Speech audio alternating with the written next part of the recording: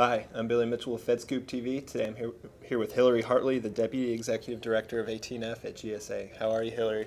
Good. It's great to have you here today. It's good to be in DC. Yeah, absolutely.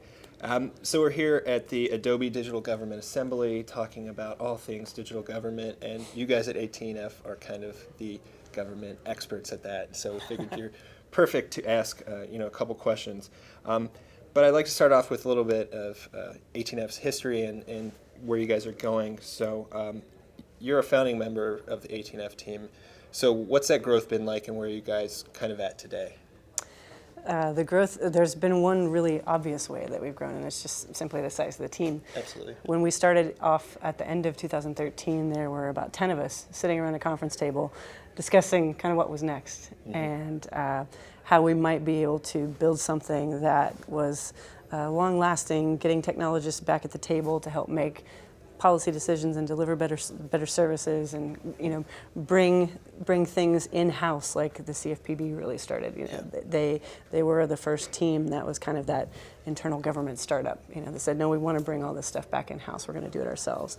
And so that was kind of the catalyst, was growing out of the Presidential Innovation Fellowship. And so just a couple months later, there were 15 of us. We doubled in size over the next few months. We doubled again over the next few months. And now, almost 2 years later, there are 165 of us. Wow. Operating in, I think, 24 locations. We have 4 sort of big offices. We have an office here in DC, which is a little less than about 50% of the team is here in DC. Our second biggest office is my office in San Francisco. Awesome. And then we have a couple of offices both in Chicago and New York, with I think locations like Austin and Portland on the way, because we've got growing teams there. Sure. Yeah. But so the people growth is the most obvious one, and it's been exciting to see. But we've also grown from a team that knew we wanted to build things, to understanding that the long tail of how to get the transformation that we're talking about done is by teaching people to fish. Is through the consulting engagements, and is through our acquisition related services, so that we do things like RFP ghostwriting, so we can help an agency really kind of scope out their problem in a better way, get them on board with doing, agile and modular contracting instead of these big, huge monolithic contracts that just tell, we're going to give it to one vendor and come back in 2 years with something built, which we've seen over the last couple of years. Yep. It doesn't work so well. So the long tail, I think, of our growth has really been in defining our emerging business lines. It's been exciting. Sure. So we're there's going to be a transition in administrations coming soon, and a lot of people wonder, because digital services, it's not necessarily an Obama administration thing. It's been around before that, but it's been heavily stressed during the Obama administration. So I was wondering what you see coming for that transition, and do you think organizations like USDS, 18F will have the same kind of support, if there's a different administration, perhaps of a different party in office? Sure. I think the USDS will continue to exist. I don't know if it will continue to exist in its current format, but there is absolutely no question. Like you said, there were digital services before, but now there is absolutely no way to provide effective government without kind of the online component. There's no going back. Yeah. And so I really don't think the USDS is in much jeopardy. Like I said, it might change shape a little bit. We don't know. But 18F, for our part, since we're inside the General Services Administration, and since we operate like a business, we don't really believe that there's any reason that, as long as we have happy customers, and we're continuing to deliver and to find new business and new opportunities, we don't really think that there's any reason to expect us to go away. It's, I think it'll be internally to GSA like any other transition. Certainly parts of leadership or political appointees, but 18F is lucky in that all of our leadership is just like the rest of our team. We all have these term employment contracts. So, we're on board for up to 4 years, regardless of political affiliation, who's in the White House. Yep. So that's really going to enable us to, I think, just act like kind of nothing is happening next January in terms of our operations. Sure. It'll be just like any other team inside GSA, kind of dealing with leadership transition. Makes sense. Yeah. And then what do you guys have planned for the rest of 2016? For me, it's really kind of focused on two things. 2016 is going to be focused on really solidifying the internal change management that we've been doing on ourselves, honestly, for the last couple of months. Because founders like myself, we now are kind of ticking away the clock. We only have a year and a handful of months left on our employment contracts, and my goal is to really leave 18F in a solid, sustainable, financially, not only financially secure, but really doing what a business should be doing, and sort of on a pattern of growth and contributing to the GSA like we want to. And so for me, it's around sustainability and kind of getting our team into a place that feels like it's an organization that can be flexible and really adapt to change. And so the team focus is a big one for me. And then I think kind of, again, since we are a business, a big one just for the organization in general for 2016 is business development. And that, I smile because it sounds a little funny to think that we have to do business development. But I wouldn't say we're doing that in the traditional sense, but we absolutely are looking for opportunities. And I think as I mentioned, we've solidified our 5 business lines. So in terms of the type of work that we're doing, the type of consulting that we're doing. And we have this unique position. We've worked with over 40 agencies, and we are able to see patterns. We're able to see things that would be beneficial to the government, sort of from a wide view.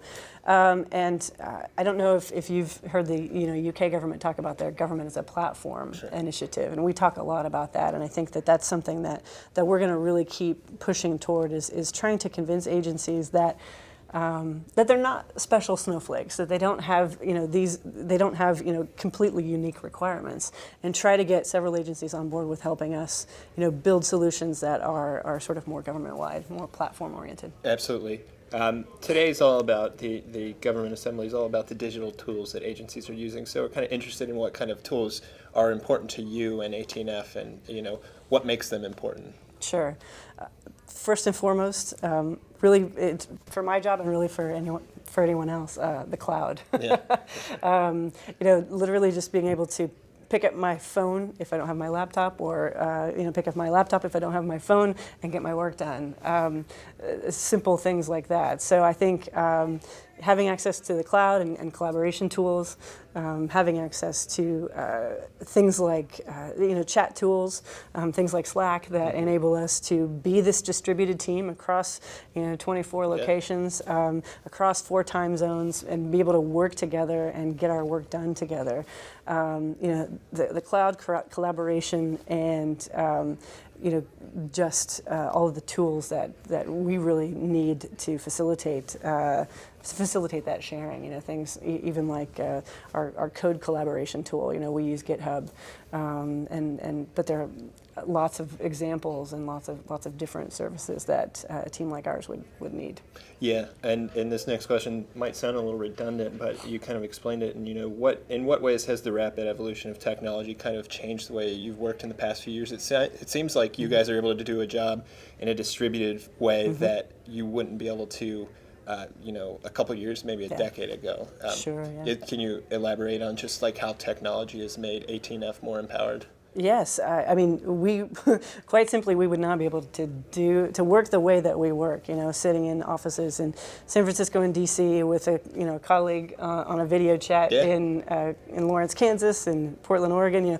Our teams. If you walk into the San Francisco office at any given moment, at least one person is on a video hangout with someone somewhere else. So the nature of the cloud and the nature of those tools that allow us to have that sort of face-to-face interaction without having to be sitting next to each other are extremely important. I mean, some of our developers even do pair programming, but remotely. They're sitting at their terminals doing their thing and kind of watching each other code remotely. So that's a huge component of it. I mean, in terms of how things have shifted, even just personally for me, I think my career and my sort of role in this whole ecosystem has kind of mimicked the evolution that we've seen over the last almost 10 years, just from kind of this initial early focus on social media and engagement. And I used to say that, social media, things like Twitter and Facebook, were kind of the gateway drug for government folks to start experimenting with some of this digital stuff. Makes sense. But really getting folks on board and seeing that engaging with users and listening to users and having all these other tools at their disposal, what that's done is it's led to an incredible increase in understanding that to deliver really excellent digital services, you've got to have those feedback loops. You've got to have that conversation happening, and that is how we try to work. We use methodologies to get it done, and we use user research and Agile and things of that nature to get it done. But it's really that conversation that allows our products to be excellent and get good adoption. Awesome. And then finally, are there any major federal IT policies? I mean, there's plenty to choose from, but one that kind of impacts you guys that you feel has been important in recent years or the last year? Sure. I was thinking about this, and a lot of our focus has been on hiring and on deployment. Yeah. Those were really the two nuts that we had to crack in order to be the type of team that we wanted to be. We had to be able to hire pretty quickly, and we also have to be able to get websites online pretty quickly so that we can do the things that we preach. We can get it in front of users quickly and get their feedback early on before we're in beta or alpha mode, before something is fully live, and that has historically been incredibly difficult in the government. So. The evolution of our secure deployment practices and really the evolution into cloud.gov, which exists now, combined with just all of the bureaucracy hacking we've done around hiring, I think it proves to us that you don't need real significant policy change to actually start iterating and implementing and getting things done. But since you did ask me to name one, I think the biggest one for us, probably in the last year, was HTTPS, and seeing the White House really come out and say we are going HTTPS only. It's something that 18F has been preaching from very early on, just because we believe that making a priority on security and privacy are fundamental to giving good service to our users. So seeing the White House really come and back HTTPS and say we are going to support this and go fully HTTPS was big, but it was also, I think, important the way it was done, with an open discussion on GitHub and with compliance really baked in through the tool that we built, pulse.cio.gov. Yeah. So really kind of having those things baked in from the beginning made the whole way that policy got shaped and implemented pretty different and important for us. Absolutely. Well, that's all I have for you, Hillary. I appreciate you stopping by. Absolutely. Thank you. Yeah, thank you. I'm Billy Mitchell with FedScoop TV. Thanks for watching.